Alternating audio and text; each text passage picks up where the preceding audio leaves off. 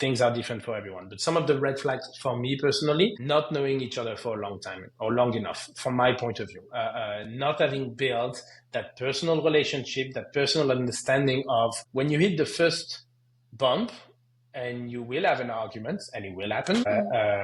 You've never shared an experience of having an argument before. You don't know how the person is arguing. Is it positive conflict, negative conflict? Is the person just going ad hominem and personal attack on something that you disagree on? I like to see, my personal preferences is to see founders that have a common journey to an extent. They've either worked together, they know each other since childhood or something. And here it's funny because we're going a little bit against what you and I described around creating diversity and everything. But at the same time, that journey, I mean, like, that's a marriage we're talking about. That founder's relationship. I think about this. Yeah, tell me. Things you're talking about, it sounds so much like you're talking about relationship coaching at this point, you know? But it is. It is. I was thinking like, they got married too soon, basically. They only knew each other and founded a company, you know, like 3 months in, you're like, I don't know if that's gonna last. It is personal relationship management. They're going to go through so much stress. I draw so much parallel. You draw parallel with stuff that you know and you've experienced yourself in order to understand a situation. I draw so much parallel, genuinely, with the founder journey and becoming a parent. There is so much parallel.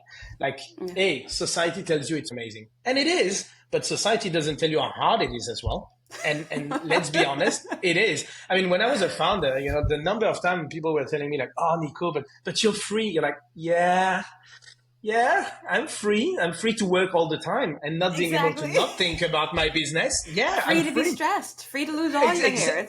And you know, when you're like, when you tell people around you like we're pregnant, you know, and they're like, oh, it's magical, it's great. I go and tell my wife that was sick every morning for the first like 4 or 5 months. That was not magical. So like, number one, society is not honest about both things.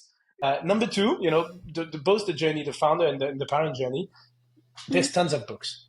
There's 50,000 books telling you how to be a parent and how to be a founder. Number three, everyone has an opinion on what you should do, right? So it is a personal relationship and it is a personal journey. So yes, to an extent, what I try to do is assess how strong that relationship is, what they've been through together, the level of structural trust that they have, the way of their communication. Do they have framework again on decision making? How healthy it is? How likely are they to manage well the first storm? Because, and this is, you know, a bit cynical, but like as a VC, the last thing I want is that founder team to explode. So I'm trying to, you know, assess that risk and then trying to support and help them as much as possible. So it is, to an extent, a bit of a marriage counseling. I'm not a shrink. I'm not a coach. I've been to a fair amount of things myself with Platypus, you know, so I'm trying to help them with my own personal experience. Have you thought about this? With the clear golden rule from the get-go is that it is your business and I'm not here to tell you what to do. It's your business. You decide. I'm here to spar. We're here to agree or disagree.